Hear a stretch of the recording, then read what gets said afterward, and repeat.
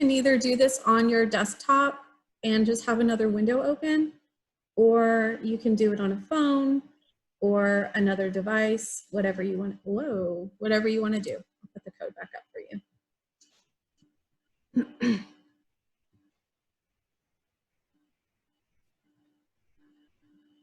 Is it super overcast up there? It's really overcast here and gross outside. It's gross here. Yeah. Made it hard to get out of bed. Okay. Does anyone need the code put back up one more time? It's in the code is in the chat. If you need to go back to it, you can. Cool.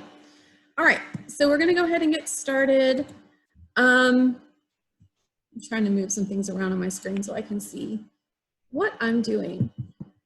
So we thought that we would start with a little bit of learning about distance learning expectations. And so we have this in here so that you can use it with your students as well. So when you enter the video conference, obviously mute yourself. If you're not already muted, make sure you use the text box to ask questions. Wait for us to call on you, all of that good stuff. Look in the camera when you're talking and just pay attention. So these are mainly, really good just expectations for when you're doing any type of distance learning with your students. So we thought we'd share that with you guys. Copy it, use it, steal it, whatever you want to do. We already did that. You should already be there, but here's your last chance to do this before we get started. And so what we want to know is, what's your current experience with Canvas? And just tell us where you are. And I see quite a few of you are telling me that you love Canvas in the modules right now, which is great. That's where our focus is today. And it's what we're going to be talking about a lot. So Mumford says she can't get in the Pear Deck. Go to joinpd.com. Okay, and then type that code. Mm-hmm. All right, that's in the chat. You can keep going. All right. So most of you are in it. Most of you are using it. You love it. Some of you are like, I'm not really sure yet. And that's okay too. And that's why we're here. So we're going to be talking today about e-learning design. That's important when we're thinking about using Canvas, especially right now, the way our new normal is. We're going to be discussing the module organization and navigation links. We're going to spend quite a bit of time of talking about that and doing a walkthrough of what you should be looking for when creating your Canvas modules. And then at the very end, we're going to take a look at creating navigation buttons and linking those navigation buttons to the modules. I know that some people are really interested in that. And some people are just like, I just need my course organized. So we're going to spend probably more time with organizing the course, and we'll see where we are on the buttons at the end. Okay. So when we talk about good e-learning design, there's a few things that we need to keep in mind, especially in regards to students. We need to keep in mind what the interface is, what the student's experience is. We need to keep in mind the graphic design of it, the way it looks, the instructional design, which is where you guys come in, and the way you're visually communicating to the students what they need to do and where they need to go, that type of thing. So there needs to be those visual cues.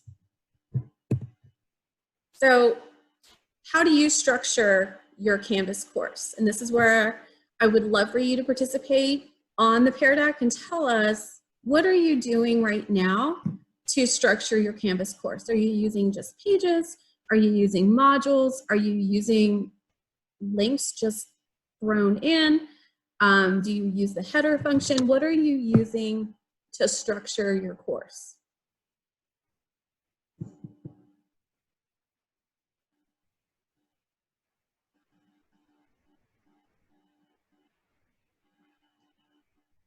Okay.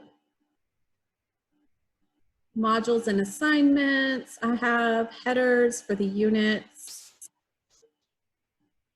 Okay. Bush, I don't know if you want us to see on your shared screen, but we don't see anything on your. I know you don't. Responses. How about that? Is that better? Perfect. Yeah. Okay, so you just can't see your little avatars. They're really cute, like saber-toothed tiger and sheep, ladybugs. Okay, so this, they're fun. So we have lots of things with labels and headings. How to make students do tasks in a row. We're going to talk about that today. All of the above. So I'm seeing a lot of modules with assignments, quizzes, headers, and stuff, which is great. Exactly where we want to be. All right. So I think you guys are going to hopefully like what we're going to do with this then. All right. So you guys told me that you use, you told me that you use the modules, which is great. But one thing that we have to make sure that we do is use them consistently in a consistent layout and a consistent organization. Because think about it, we talked about at the very beginning with e-learning that it's important that there's those visual cues and that the students kind of understand where to go.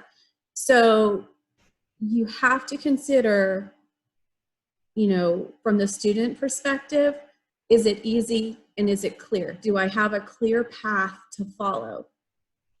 So some of the module names that we've been looking at, that we've seen in like in Canvas courses, are like units or projects, weeks, and modules. And one of the things that I think, especially right now with e-learning, one of the things that is really probably most important is that they're done by those weeks. So, you know, you have week 1, the date, week 2, the date. That way the kids can follow along easily with your modules, and you can see. Another thing that within the modules themselves, one of the things that we are thinking about, or that we need to be thinking about when having it laid out and the way we're organizing it, is the design of it.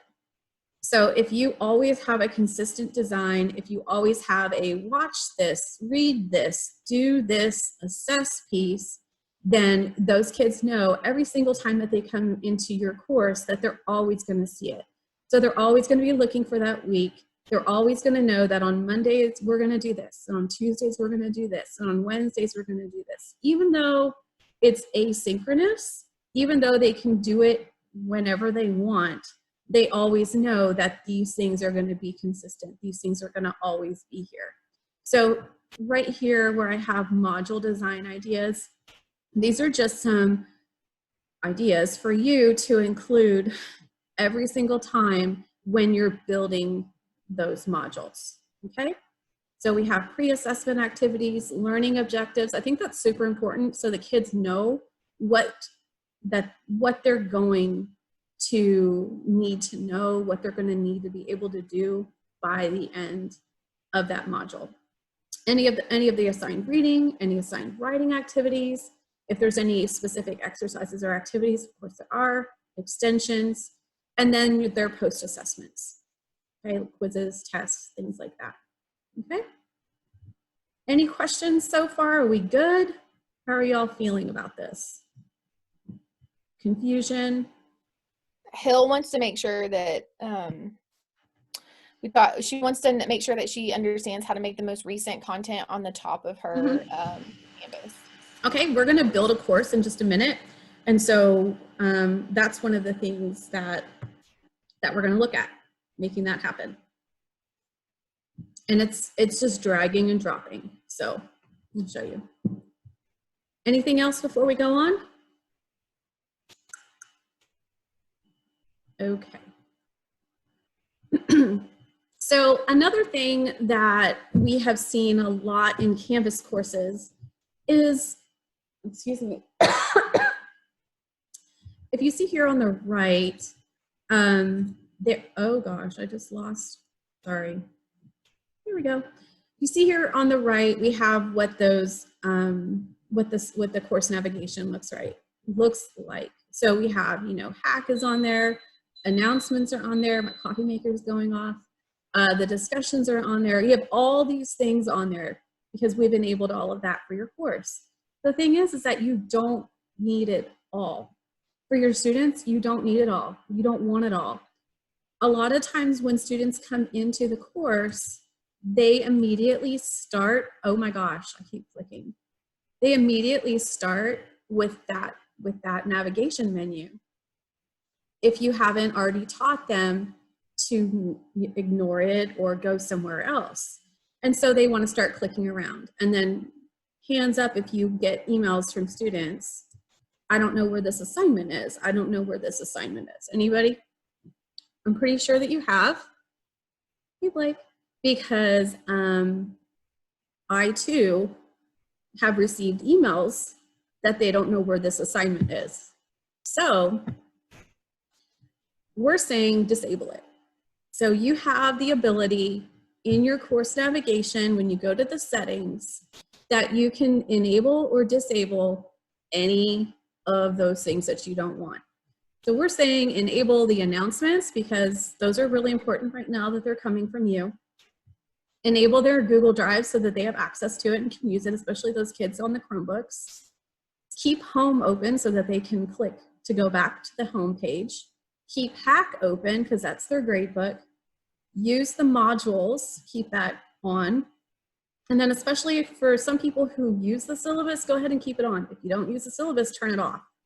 And then disable all of those other things. Disable assignments, disable collaborations, conferences, discussions, all of it. Take it off. The thing is when you put something in it, it will be available, but otherwise you don't need it. They don't need to be clicking around anywhere. You want to give them a direct path so that they get to where they need to go immediately. Instead of click, click, click for 10 minutes, I'm frustrated, I'm just not going to do it, and I'm going to go somewhere else. So we're saying turn it all off. Okay? Questions on that? Mr. Roberts wants some clarification on the difference between the module and a unit. There's not really, it's just about what you're going to call it. So you can name a module anything. So if you want it to be an entire unit, like unit 1, unit 2, unit 3, that's fine. It's just naming conventions. So there is no difference in that. They're just naming conventions. Okay? Anything else before we trek on? All right. So glad you guys are here and bright and early. All right, we're going to build a course. We're going to build a Canvas course. So I have a bit.ly here for you. It's just to Canvas, that's it. It's nothing big, but I thought I would share this with you because I know sometimes students have problems getting to Canvas. So make a bit.ly. This one you can use it. It's just bit.ly/Canvas HHS, and the kids can get there. Every single time. There is no typing in canvas.com, canvas.instructure, or whatever else kind of craziness that they type in, and then they're like, I can't log in. So this just avoids that altogether. All right, so I'm going to click over here to my Canvas. Does everyone see my Canvas? Amanda, can you see my Canvas? Yep. Okay, cool. So we're going to start in this course that I've kind of already started here, and it's making sense of Canvas. No, it's pretty much empty. There's nothing there. I do have one module already on here, but I'm going to go ahead and just add some new ones. So this is my home page, and the way the home page is here is it's already defaulted the home page being a module. That's the home page. If you want to keep it as the module, that's fine.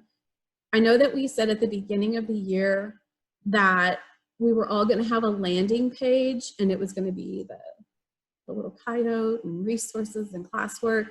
And I think we're going to rethink how we're going to do that from now on. But I'm going to show you setting up a module. and we'll talk about the landing page another time. All right. So if you were to start a new course, which I'm sure you guys have done, or you've looked in your sandbox, then what you have is this little thing that says like import content, and it also says start a module. That's this.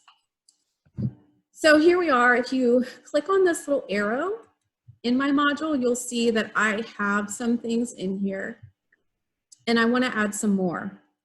And I also want to add a module.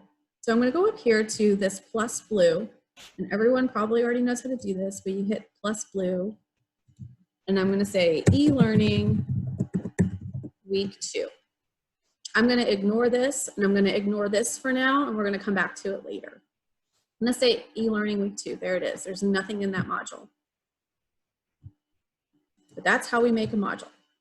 So now I'm going to go back to my week 1. If this is, you can play with this as much as you want, and nobody sees anything until it is green button published. Nobody sees it. So if you want to turn things on, turn things off, throw a bunch of stuff in, work it all out, play around in here, you can absolutely do that, and nobody will see it unless you publish it. So feel free to do that and see what works best. So one of the first things that I did here was I threw a link in. It's an external URL. I'm hovering over the link. And the way I do that is I click on the plus sign, and I'm given a lot of options. So the default option is always add assignment. Okay? But I want you to understand you're not limited to this. You are not limited to add assignment. You have add quiz, add file, add page, add a discussion, a text header, the external URL, and an external tool. So I added to my module the weekly lesson plans. So the link that I used was the Heritage staff page. Whoops. The home page. Sorry. Dang, that website looks good. Wonder who's in charge of that. Who worked on that, Amanda? It looks so good. I scrolled down here to e-learning. I clicked on it, and I'm going to click on that, right click, and I'm just going to copy. I'm going to come back to my course, plus, click here, external URL. I'm going to right click, paste, and I'm going to say weekly lesson plan. Okay, and I'm going to say add item. And it moved it all the way to the bottom. I'm going to delete this one off of here real quick, guys. So thank you. So the thing about this is now the weekly lesson plans for the whole school are now in your course. The whole thing is in your course. You can link directly to yours by just getting that URL. You can link to all of them. But I think especially for e-learning, I think they need to see what those lesson plans are without having to click and click and click and click. So if you put it right in the module, then they can, that's the very first thing for that very first assignment, they just go and they click it. So if I were to click in here, it's not going to take me out because I use the external URL. It's keeping me inside Canvas, which is one of the really great things about Canvas is it keeps it all right here. So now I can just scroll down to like Blake Reedy's name right there, and I can just click on his document. And if I want to, it'll load somewhere else, but I don't have to. I could have just used his URL as well for if this were his page, and it could just be embedded right in here. I know some of you guys are using the Google link as well, which is perfectly fine if you want to do that. If you don't know what I'm talking about, I will show you that as well. So now I'm going to go back here to my, to my module. So I have the weekly lesson plan in here. And then I'm like, okay, so what are we going to do next? I'm going to go to my plus, and I'm going to add an assignment. I don't have an assignment in here.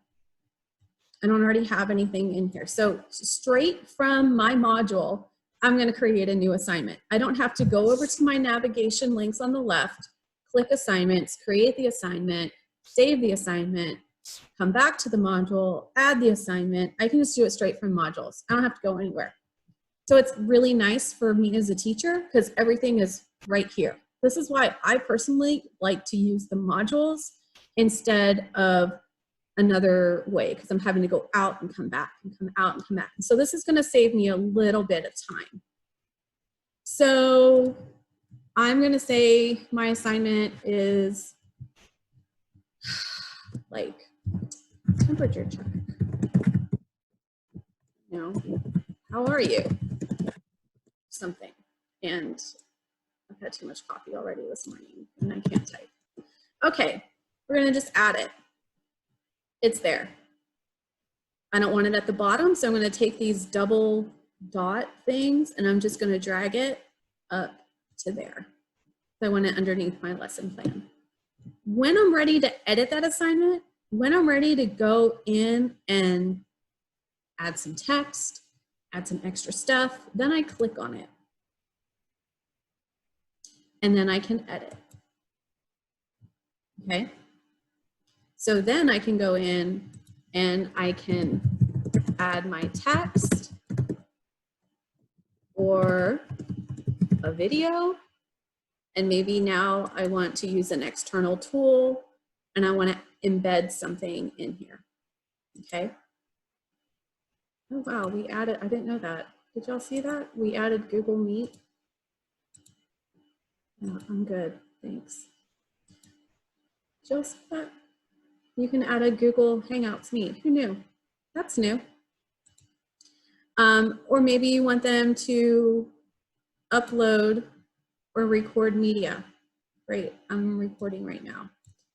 And I can add it here and be like, 3, 2, 1. Hey guys, it's Mrs. Bush. Record yourself telling me how you're doing right now. That's it, save it. Right there it is, okay? And so I'm not even gonna give it any, I'm just gonna save and publish and be done. It's not a requirement, not anything fancy. All right, so I'm gonna go back to my modules. There's my temperature check. Okay. Let me go here. I'm gonna add a discussion. And I kind of already started this, so it wouldn't take me as long. And I'm gonna add my e-learning week 1 underneath my lesson plan. This is a discussion and I'm not using it as like reply to a discussion. I'm using it more like just read what we're doing and here's some links for what you need to be working on this week. So let's take a look at what the discussion is. So here it is. Welcome to the first week of e-learning. Read the schedule for this week. Monday, we're gonna do FISD e-learning Netiquette. We're gonna talk about what do you know about e-learning. Tuesday, we're gonna read this, watch this, discuss this, and then I have Wednesday, Thursday, and Friday. So when I go to edit,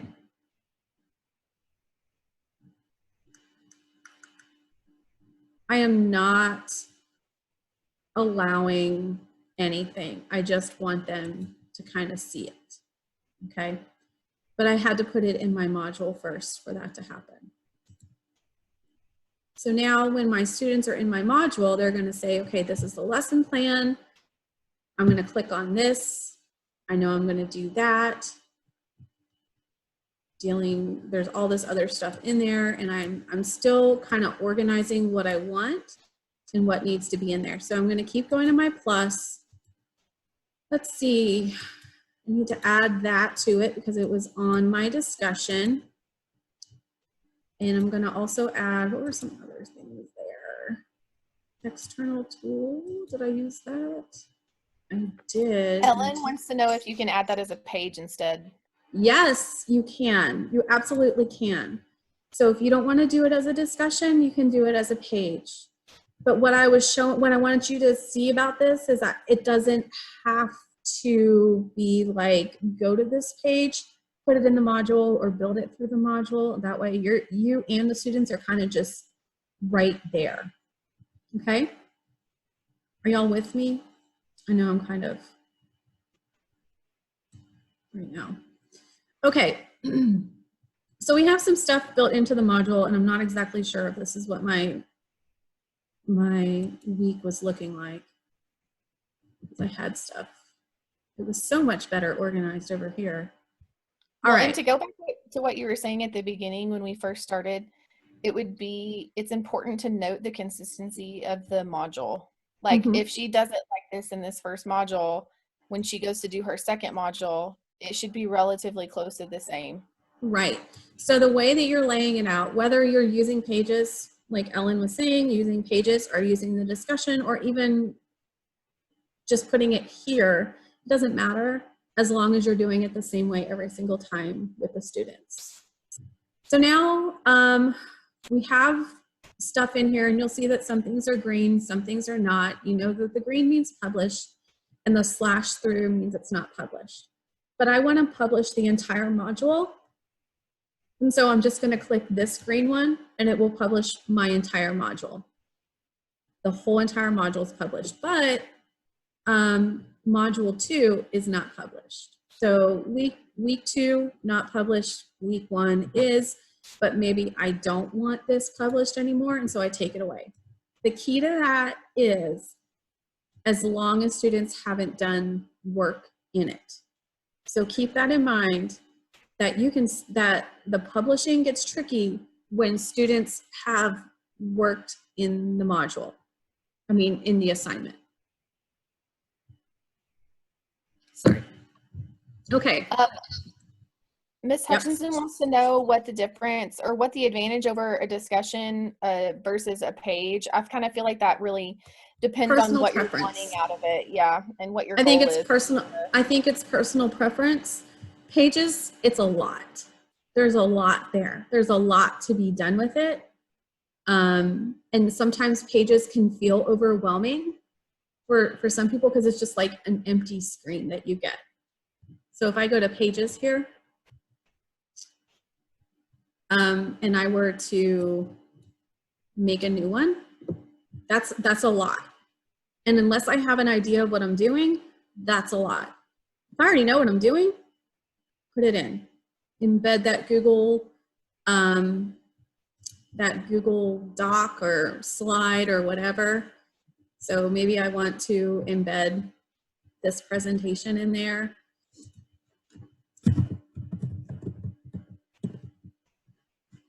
Oh, cool.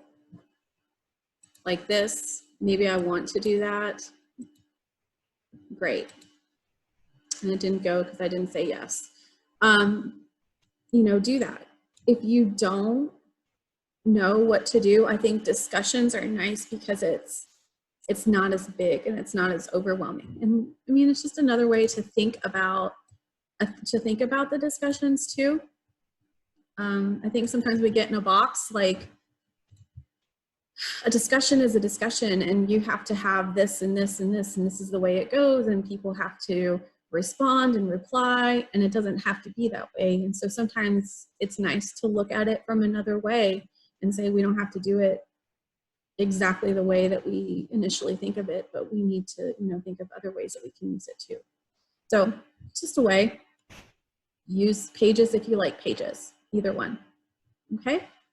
So that's how we're adding things to our module. So we make the module, we go to the plus sign, we add it from here. If we already have something built, we can just click on it and add it. And if we don't, we just click new and add it in. And then you can come back to it and finish it. So what I would do is I would just put everything in there and then go back later and start editing and editing as I go. That's what I would do with it. That way you have that plan and you know what you're going to be doing. And then the nice thing is if you are going to do it every single time and the students haven't done anything you can just hit duplicate and you can duplicate your modules. Now, if you have a quiz in there, you can't do that. But if you don't have a quiz, you can just duplicate your modules. All right. So I'm going to go here. And for me, this is not really very organized. And I need it to be organized. And one of the things that you guys were telling me that you use are the text headers and indentations. And perfect, because that is a great way to start organizing this course. So here we go. We're going to go back in here to the plus, and now I'm going to add a text header, and this one's going to say Monday, and I'm going to add that, and it is at the bottom, and you do have to drag it up, and I'm going to put it right there, Monday, and I'm going to add another one, another text header, Tuesday. And I'm just going to drag it up right there. And I would just keep going for Wednesday, Thursday, Friday, etc. Okay. And then I'm just going to drag and drop these things where I need them to be according to my lesson plan. So e-learning week 1, I'm putting that with Monday.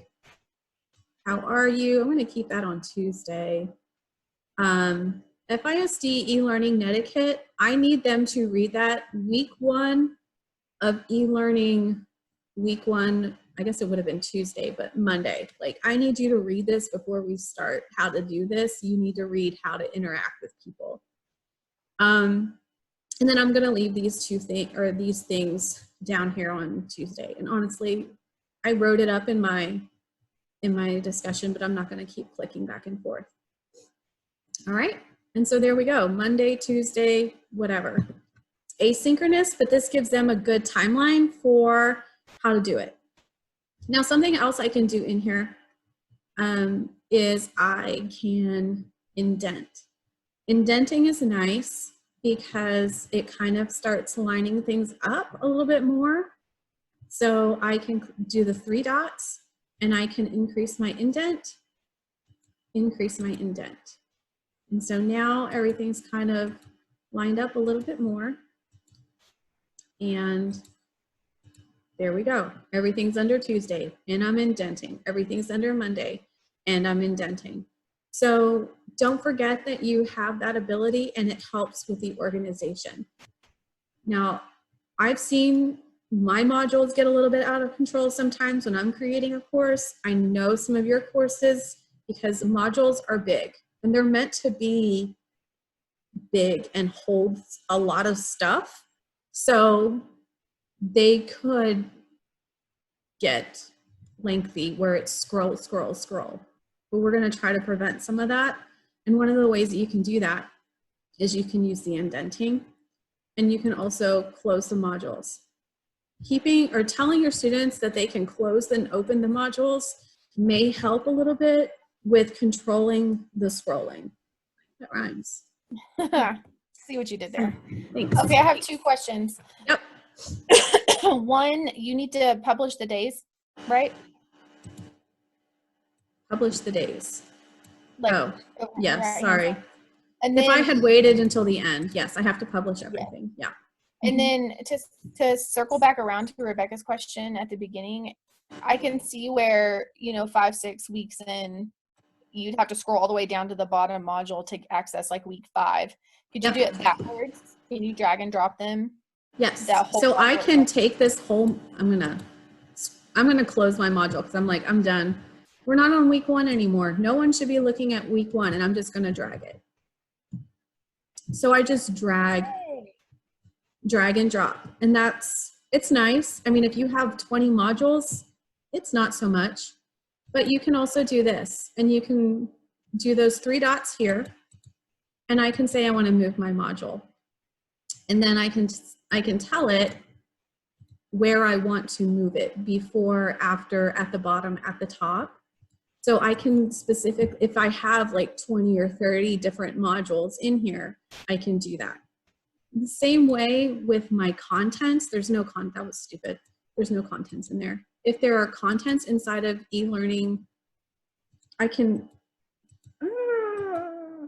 sorry. There we go. I can move all of these contents into week 2. But I should, why is this not? Yeah, I can move these also where I want to. I would have to click on it individually, but I can also move those around, and I can move them in between modules. Does that help answer that question for Rebecca?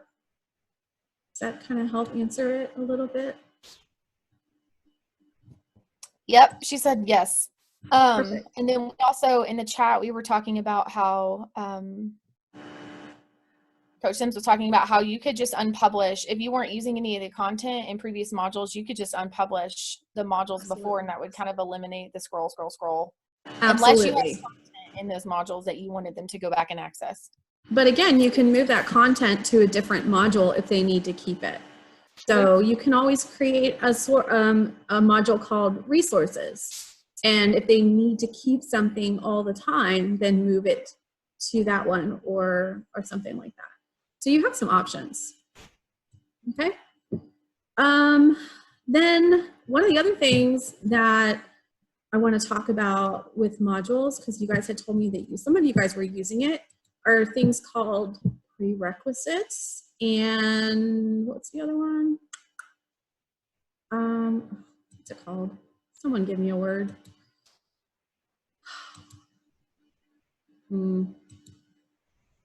Nobody? What was your question? Sorry, I was prerequisites and yeah, I can't think.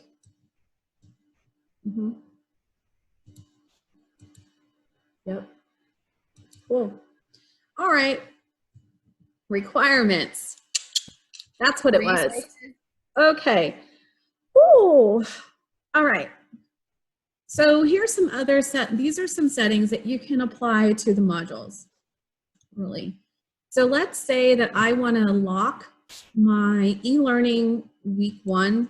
I've already built it. It's already published. My kids who get my work done all the time, maybe I should do this with week 2, but oh well. They can see it. They know what's coming, but I'm going to lock it until a certain date. Then it will unpublish all of those things for them. Okay, so I can lock it. Another thing I can do, I'm going to move to the other module, and I'm also going to duplicate that. Let's see. It says e-learning week 1 copy. Okay, what I'm going to do is I'm going to 3 dots. I'm going to edit this, and I'm going to say add a prerequisite. Okay, the prerequisite to get to my e-learning week 1 copy, which is another week, is I'm going to say you have to have completed week 1. That's the prerequisite. Okay, so you can't get into week 2 until you do week 1. And now I'm gonna, so we're not confused here, guys. We're gonna change this. Sorry. Update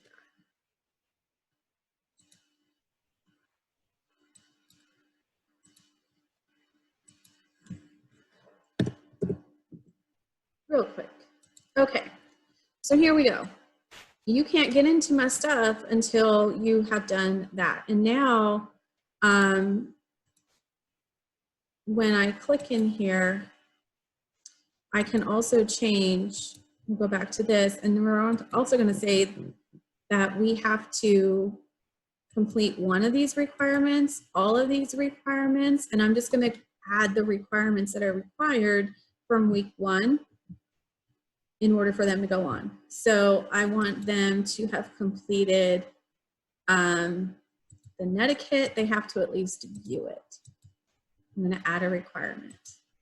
I want them to do the stress management, view it, add a requirement. They have to do this. I want them to submit that one. Now you also notice there are different options here. If they want to score, if you want them to score something, if you want them to just view it, mark it as done, whatever. but I'm just going to have them submit the assignment.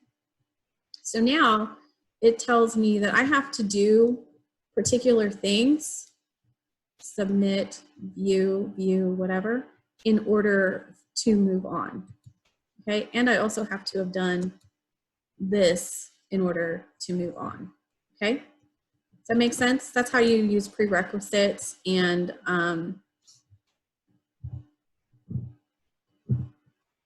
requirements. Sorry. All right. So that gives you a little bit more control, especially if you need them to have done something before they go to the next week. Maybe they're behind, maybe y'all know crazy things are happening at their houses. So allowing them that time, but then at the same time going, hey, you can't move on to the third week because you have things to finish from week 2 that you haven't done. And I have to have these things. I'm not asking a lot. I'm not asking for 7 assignments, but you got to get these 2 things done. And so, you know, making it a prerequisite or a requirement, I should say, isn't going to hurt them. It's just going to kind of focus them and then give you a little bit more control back in how they're manipulating their way through this. Okay, we good? Yes, yes. All right, so that is modules, making modules, adding assignments to the modules. Notice I did not really go over to my navigation to do anything. Remember, anytime you make an assignment from assignments, everything goes here. So by leaving this open for students, they will see every assignment for your entire course.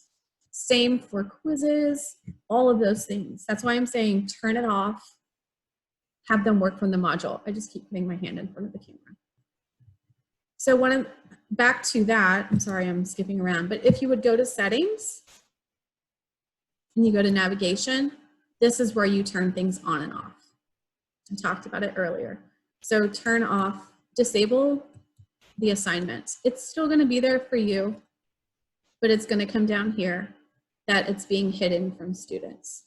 If you're not using Nearpod, you're not ready for Nearpod, disable it. They don't need it. Okay? Our students, most of them are not using Office 365. Some of them maybe, depending on the course. So if they're not using it, disable it, okay? And then when you're done, you just hit save. And then here I am. I'm gonna go home and you can see what it looks like as a student. I don't know how many of you guys use this function to go to student view, but now here I am a student. This is what I see, okay? This is what I see. And I have a lot of things that say delete this. But I don't see on here assignments anymore, and I don't see Nearpod. So some of those things have been taken away. I would take away more. Like I would keep my modules and my discussions. That's about it. Google Drive, Hack, but that's about it. Teach your students to close these. Like I said, teach them how to close the modules up so that they are not constantly scrolling. Teach them that, okay? So if I'm only looking at week 2, I'm only gonna open week 2. All right? Bush, you might have said this earlier, and it was answered in the chat. I just want to make sure that we are all on the same page. Ms. Hutchinson wants to know that if you have your modules out of order, like module 2 on top of module 1, it doesn't work, right? What do you mean? I have what do you mean? So she's asking, or does the order matter? Like if you have your modules backwards, so if you have module 3 on top, like will it still work when you order them with requirements and prerequisites? I would think it would. I don't think it matters this order. I think it matters what you tell it. I've actually never tried it that way. But hey, I mean, I'm on a call. Can you ask your dad? Okay, go get something to eat. Go get something to eat. Okay. Love it. I honestly, Shout out to the moms with very young children and dads. woo, that's my day every day. Just grab something. I don't care anymore. For within the module itself, if there are prerequisites within the module, I don't think that it matters. Honestly, I don't even think the requirements matter because it's not looking at here going, oh, that's the first module. Oh, that's the second module. Oh, that's the third. But instead it's saying that's what you called it and that's how it's connected to it. I don't think it's going to matter. They're saying ordering. that Does it? The prereq has to go above it.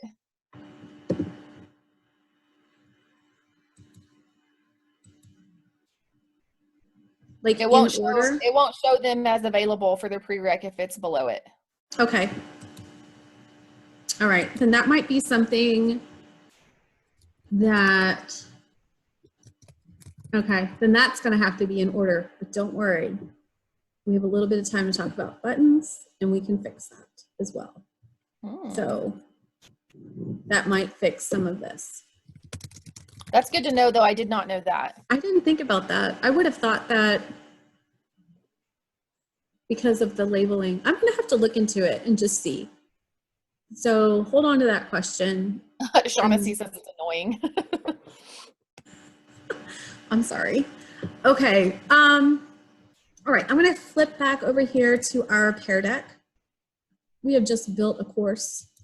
Tell me right now, drag your little dot. Where are you? How do you feel about it? Have I lost you? Please, I hope not. If you're a little bit confused on that last part, I don't blame you on the prerequisites because I didn't think about that. But overall, where are you? You good? A little bit confused? Like we need to stop everything because we need a tutorial? It looks like most of you are like, yes. Awesome. All right. Very good, guys. Okay.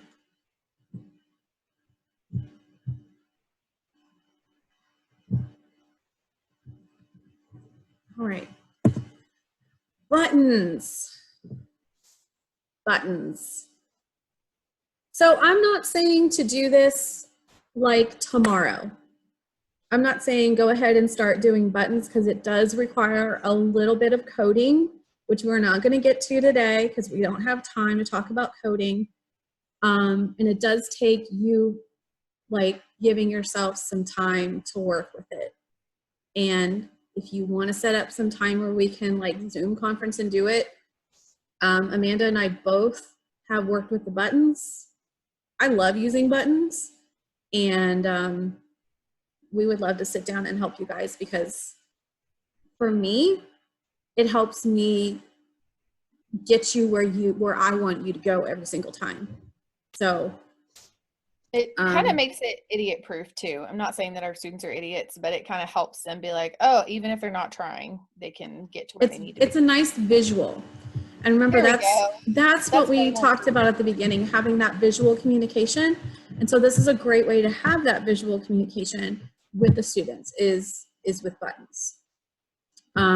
So I know some elementary schools that use Canvas use buttons for this reason. So nice and easy. So here's something for you to understand. Keep in the back of your head.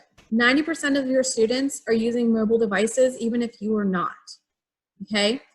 And this is important because when you're creating buttons, it's important to see what it looks like on your phone, So if you don't have the app for Canvas, you'll probably want to have that so that you can just like check out what it's looking like. Does it look weird?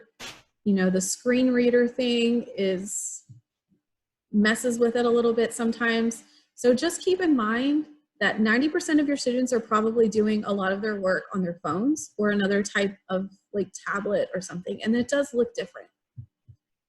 But the nice thing is that aesthetically, buttons are very, very nice, okay?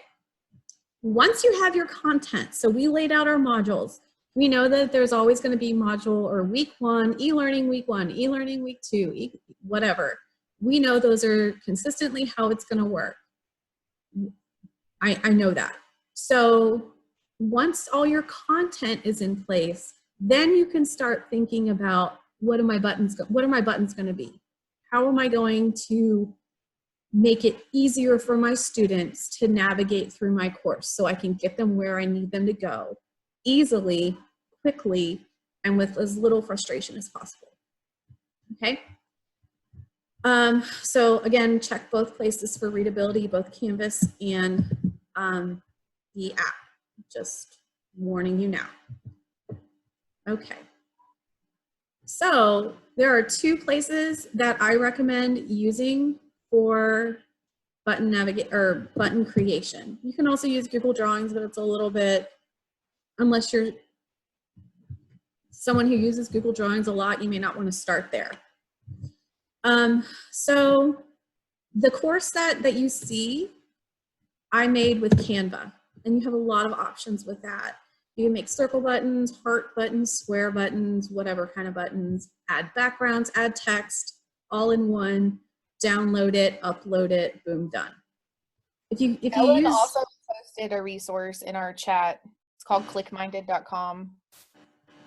I think that's the Button Factory now. Or the Button Factory is ClickMinded. I think they're the same, yeah. Yeah, sweet. Yeah.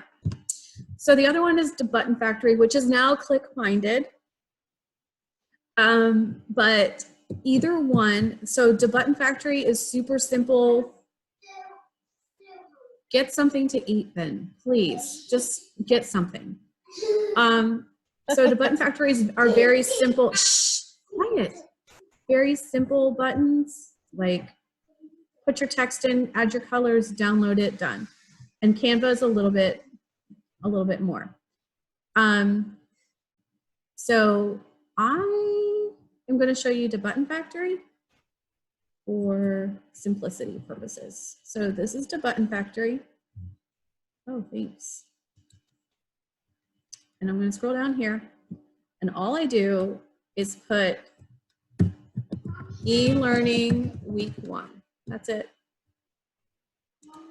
There it goes. E-learning week 1. I don't know. Get out of there. I can change my font to something. Okay. Make sure it's something that the kids can read, that's like legible and not some crazy script that nobody can read. So like, I like that one. That one looks great. I can change the size of it if I need bigger buttons or smaller buttons. I can change the color of it. So I want the text to be blue. If I want to shadow my text, that's what it looks like. It pops a little bit more. And then I have choices on my button size. If I want it fixed, or which now I can't see anything, or I want it to fit the text, and I probably want it to fit the text. I can change my style over here. Like I said, I have less options, but it's fine. I don't need a ton of options because I just want to get it done. I can change my gradients. I can, again, change the color. A bubble effect looks like that. If I want a border on my button, borders are nice sometimes. And then shadow, and then I'm done. So then all I would do is I can download it, or I can get the embed code. The embed code is that, and I don't think that you're gonna want it. You can also link to the image, or you can download. Like I said, I think you're gonna wanna download the image and then save it. And then all you would do is go back to, trying to move things around because I can't see my screen. You would go back to your Canvas course on your, and you would want to make a page. And this is where it gets a little bit more complicated because you have to do a little bit more stuff. So I'm going to make a new page. And I'm gonna call this e-learning. And what I'm gonna do is I'm gonna go to files. I'm gonna upload a new file and I'm gonna choose my file. What is this called? Button e-learning. Excuse everything that I have in here. And I'm gonna open it and I'm gonna upload. Great, that's not what I wanted it to do. Uploaded it there. And then I'm gonna go here to embed my image. It's a Canvas image from my course file right here. I really hope this looks right. Keep your fingers crossed, people. Buttons are tricky. There we go. There's my button.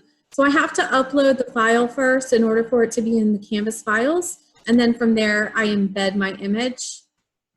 And then here it is. So, but I'm not done yet because it's not going anywhere. Okay. So I want this. Sorry, Mandy. Roxanne is saying that she just bypassed the pages part and uploaded the image as a decorative image. You can do that too. Mm-hmm. That's the thing with buttons is it takes just a lot of finagling, and you can do it about 15 different ways as long as. But once you have a system and it works for the types of buttons that you're creating, you're fine. Right. It's just a matter of figuring that out. So here's my button. Notice I have it highlighted. I do not have to click link to the URL or find the URL. I know it's going to week 1 module. So I'm going to click on my modules. I'm going to click on my week 1 module and it turned yellow. It's linked. It may not be pretty right now, and that's okay. But right there it is. When I click on it, it takes me to my e-learning week 1. Notice that my e-learning week 1 was at the bottom and it took me straight there. So it doesn't just take me to the module page, it kind of, you know, refocuses my screen to exactly where it needs to be. And if you're teaching your kids to close these as we go, when I did that, going back to this page, it's going to open that up for me. See, I closed it, but that module is going to open it back up. And so again, you're making your student, you're like giving them that path to go down. Okay. If I am using pages to direct my students instead of the modules layout, I will have to go into pages, obviously publish it, 3-click, and I will have to say use as front page. Okay. Then I have to go home. It's still not right, and I have to say choose home page. Right now, my course modules is my home page. So I have to say pages is my front page. Okay, and there's my button. And again, it'll take me into my modules. So that is how I like to set it up. I think modules are super easy to build them up, organize your content, consistently organize your content every single time, Monday, Tuesday, Wednesday, Thursday, Friday, Monday, Tuesday, Wednesday, Thursday, Friday. Move it around, use the requirements, use the prerequisites, add the titles, add the headings, indent, all of that stuff, add the content, make your stuff straight in the modules, and then edit it as you need it. Turn things on, turn things off, all of that stuff. And then come out, add the pages, and link the pages. Pages are extra. That's extra. All right. So that is our, cool. So you don't need to do that. I do have this for you guys. We would like you to reflect on today because we are about done. And we want you to tell us, what did you like? This is our first webinar, by the way. So let's just preface that. We're super excited about that. We hope you like being able to do this with us. But what did you like? What didn't you like? We want to know what you're going to try. And we would also like to know what you want to see in the next webinar. I want to keep these around an hour, not too long, but enough time for you guys to get a good picture of how to do stuff. And so what are your thoughts here? Give us some reflection here for us.